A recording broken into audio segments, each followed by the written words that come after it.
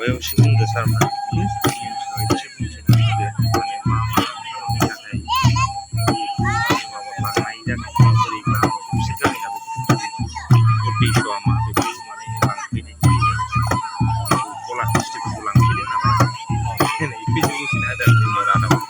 जेबो नङा बुंजायो जों बुंनो हाया गामियासो बुजिगोन जों बुंनो हाया सब देखायगोनसो नालाय बिसोर बुंथिदोंसो डाइरेक्ट ना होमबा आंबो एसे उसुबिदा मोनखादों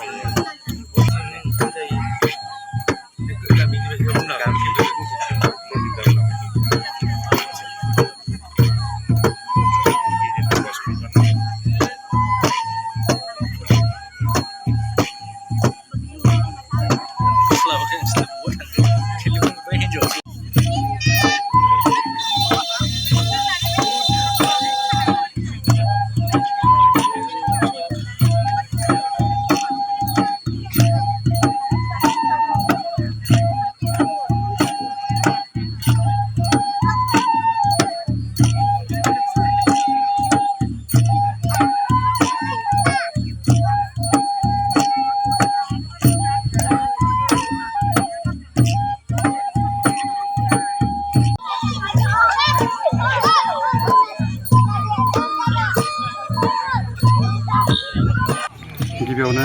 खुलुमनाय जाबाय बड'लेण्ड रादाब आर'नाइ रादाब आरो फंबायमोननिसिम रादाब बुथुमगिरि फंबायमोननिसिम दिनै जोङो गुवाहाटीनिफ्राय फैनाय दूरदर्शन केन्द्रनिफ्राय टिभि केन्द्रनिफ्राय सफैनो हानाय बिथांमोनहा जोंनि बर'फोरनि जोंनि गामिनि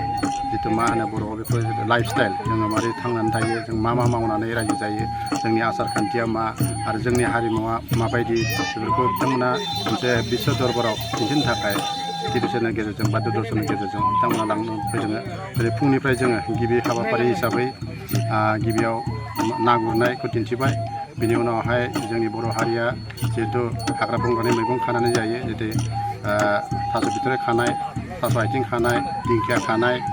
मानिमुनि मैगं खानाय बायदिसिना मैगं हाग्रानि मैगं खानाय बेखौ दिन्थिबाय। बिनि उनावहाय जोङो दिन्थिहरबाय जे बर'फ्रा एम्फौ फिनानै जितु इन्दि लुनाय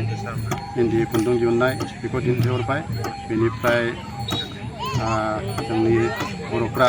थांना थानो थाखाय बा रां बुथुमनो थाखाय जों अमा फिनाय दाउ फिनाय बोरमा फिनाय बेखिनिखौबो जोङो दूरदर्शननो दिनैनि हाबाफारियाव खोन्थाहरबाय। बे हाबाफारिया सानथाम थागोन सानथाम सोलिगोन। गाबोननि सानाव जोङो दिनैनि सानाव मोसानाय जितु थावख्रि मोसानाय जि मोसानाया बे आलुपारा गामियावनो जोनोम जादोंमोन बेखौ मोसानायखौ दिहुनगिरि बा मोसानायखौ बानायगिरि करिय'ग्राफ जायखौ होनो बे जाहैबाय बिथां प्रदीप बसुमतारी बिथाङा आंनि साखाथियावनो दङ बिथाङानो बे थावख्रि मोसानायखौ करिय'ग्राफार बेखौ जोङो टिभिनि गेजेरजों बा दूरदर्शननि गेजेरजों दिनै मोसानानै दिन्थिहरबाय। गाबोननि हाबाफारियाव जोंहा दङ जोंनि बर'फोरनि जितु हालेवनाय माइ गायनाय आरो सोरांनायनिफ्राय हिन्जावफ्रा सिथ्ला सिबनाय हालेवनाय दुब्लियाव हालेवग्रानो ओंखाम हैनाय बेनिफ्राय जि दानाय आरो ना सारनाय बेफोरखौ जोङो खोन्थागोन। ओमफ्राय जोंनि जितु आसार खान्थि बिनि सायाव ओमफ्राय जोंनि गामियाव जितु गेलेनाय सेलेनाय दं बल गेलेनाय भलि गेलेनाय बायदिसिना गेलेनाय बेफोरखौबो दिन्थिहरनाय जागोन।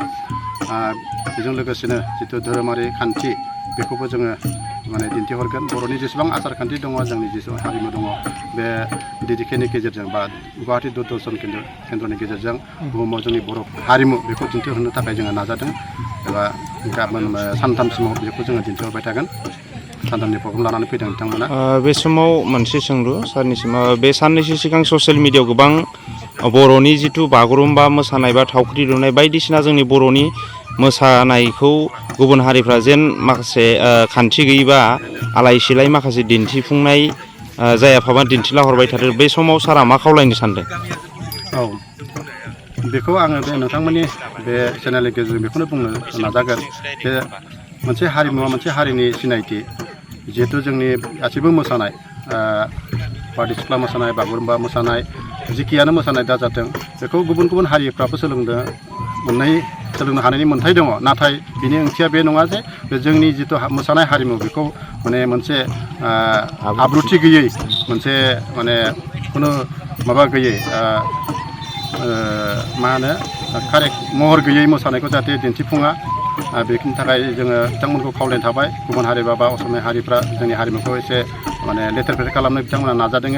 जोङो जोंनि हारिनिफ्राय जोंनि गामिनिफ्राय जों खावलायनाय थाबाय बिथांमोननिसिम जे जोंनि हारिमुखौ सोलोंनायाव जोंहा जेबो बादा गैया नोंथांमोना सोलोङोबा मोजाङै सोलोंनांगौ मोजाङै लाखिनांगौ जोंनि हारिमुखौ जेनिखा जोङो गुबुन हारिनि हारिमुफोरखौ जोंबो मालाबा खनो बा मोसायो थिग बिदिनो गुबुन हारिफ्राबो जोंनि हारिमुखौ मोसायोब्ला मोजाङै मोसानांगौ जाहाथे बिथांमोना गुबुन हारिनि बा जोंखौ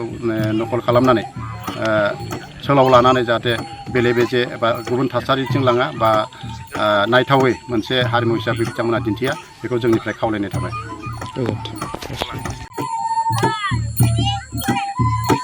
माबायाव एसे बुंदो सार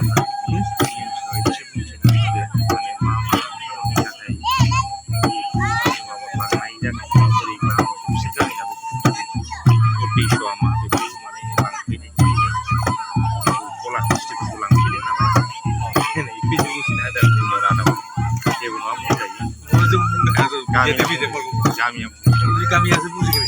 जों बुंनो हाया सब देखायगोनसै नालाय बिसोर बिसोरो बुंथिदोंसो डाइरेक्ट ना होमबा आंबो एसे उसुबिदा मोनखादों दहाय